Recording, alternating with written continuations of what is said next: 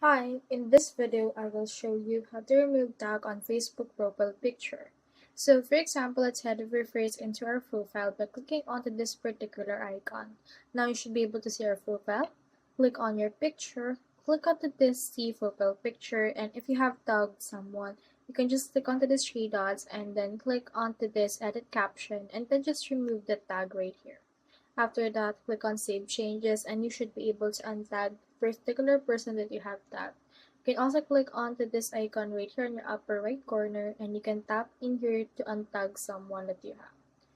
Now, for example, someone has tagged you, like for example, onto this case, you can head over and click on that particular post, click onto this remove tag and click on confirm. And then for this one, as you can see, you will be removed or the actual post will be removed wherein you're tagged. So that's all there is today, and I hope this video actually helped you out.